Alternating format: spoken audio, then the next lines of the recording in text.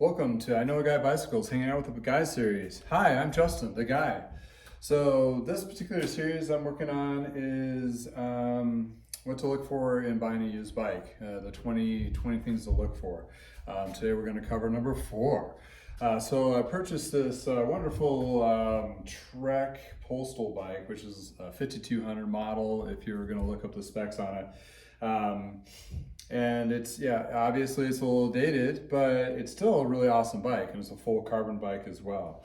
But that's what it kind of intrigued me, like, oh, full carbon bike. This is something I can provide and bring to the market for somebody to just starting into road riding, getting a real decent bike that's, under 1,000, all tuned up. But, looking at the pictures online and before I purchased it, I knew it was going to need some work initially, but this is the kinds of things that I come across. But this particular one, number 4, is we're going to go over cables and housing.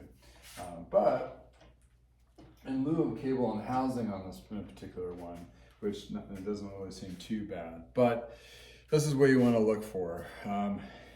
Usually I start from the front to go back.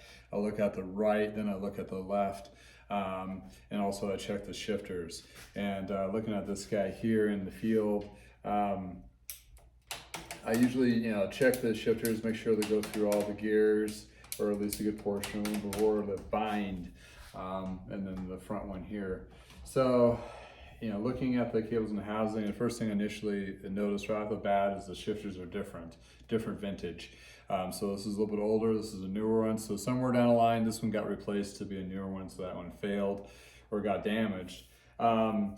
And this was the original owner, so he knew some of the storyline. And when you check this cable and housing, sometimes you'll see it split at the caps here. That means it needs to be replaced. Or you're looking for ones that have a bind, like a bind to it, which is not good. But what that is doing is preventing the smooth flow of the cable going through the housing. And like I mentioned before, the shifter is the brain, the cables and the housing is the nerves, and the derailleurs themselves are the muscle. So you don't want any kind of friction, as little as friction as possible. So pretty much every bike I purchase, I'm already thinking in my head, cables and housing are going to be replaced to enhance the performance of the bike. Number 2, to make sure it actually functions correctly. That being said, the cables and housing themselves are not terribly expensive per se, but the actual labor from a bike shop to do it is relatively compared, because it's not just putting on the cable and housing. There's a whole bunch of fine tuning that we have to do when we're actually adjusting the derailleur, front and rear, cutting the housing to the appropriate size, so there's no binding. It has a good flow to it. No binding in the back for the rear housing as well. You can do it yourself, not a problem. For some, that's relative speaking, but there's a whole host of videos out there that do that. Park Tools has a wonderful video collection of how to install cables, adjust derailleurs, and all that.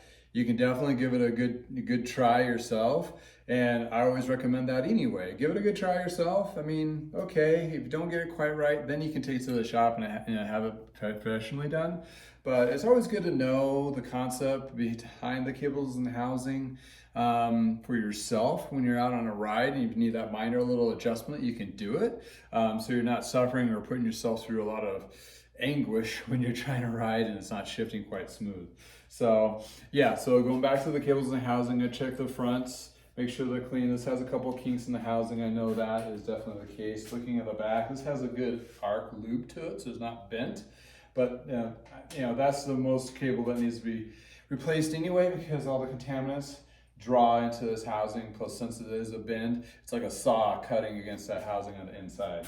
The front derailleur, looking at that, make sure all the cable housing guides are intact, not bent. Also in the brake itself, it's not bent and broke over. One of those little boogers that I came across, this is not it, but it was broken at the actual barrel adjuster on the brake lever itself. So that needed to be replaced. Also looking at the housing, going to the back rear brake too. Also looking at the cables themselves and seeing if they're clean or if there's any rust developing on them. There's several different types of cables out there. There's steel cables that are been galvanized. Then you have stainless, which is more expensive. Then you have coated stainless, which has like a Teflon coating on it. So there's several different types of cables you can do, and also housing as well. So there's a plethora of different flavors out there. You know, the little bit nicer ones are going to give you that more, less friction and shift a lot smoother for you. So in looking at, you know, cables and housing, when I'm looking at a used bike, honestly, most likely you're going to need to replace them to get it to shift really smooth. Rarely I'll actually not replace them because they look like they've actually been installed recently. But most cases I do switch it out because that does enhance the performance again. So, you know, going back to looking at this particular bike, I notice the headset's kind of rough when I turn it this way. So that might be just, I need to be repacked grease, or maybe the bearings need to be replaced. The front brake here is very sloppy. It's missing a spacer there. We talked about the mismatch shifting on that portion of it. It's missing this cassette. It doesn't have a cassette on there, which he knew, which I knew when I purchased it. He actually gave it one in the bag, so I'll have to clean that and inspect it and see if it's not been compromised, and that kind of thing. But the big ticket on this one, what did pop out, he did mention he had a loose spoke, but one of these spokes have actually spurred the rim. So in other words, the rim has been compromised and it's cracked there, so this wheel is toast. So that has another wheel set. So if I was going to do an estimate from a bike shop, which I've done hundreds before as a service manager and also in my own shop, you're looking at the parts between cable housing, tune-up, switching out the shifters, getting a cassette on there and so forth. You're easily into the $300 to $400 price point just for getting this bike up to speed.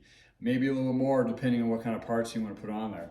Because you're talking about at least a rear wheel, a cassette, maybe a chain, cables and housing will be all done. The headset needs to be addressed. Maybe the front wheel too. Tires are definitely shot on this, and tubes. When you look at those parts, the parts are going to be around $250, if not $300. Then another tune-up labor on that, you're looking at $100, $150. I'm actually thinking about it. You can be up to $500 into this bike, and you just bought it used. On top of that, so that's what I'm trying to do, is take the scary out of used. Yeah, the guy knew it was kind of a fixer-upper, but the other person on the other end, oh, I can probably take on that challenge. Well, even at my costs of looking at parts and so forth, I'm still looking at $200-300. So just get this guy. And there's kind of a couple other little things you gotta look out for car, you know, if it's been chipped up or any damage and all that. So I'll be going over that when I tear it apart. But anyway, just wanted to share cables and housing with you.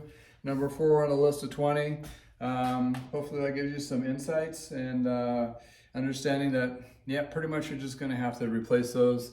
It's usually good anyway, and it's usually the less expensive upgrade per se, to get your drivetrain shifting and the braking very smooth. So yeah, here's the shameful plugs. If you like these videos or like to see more of them, hit subscribe on my Facebook page. Follow me on Facebook, on my website as well. I know a guy at bicycles.com. There's the email list, you can join there.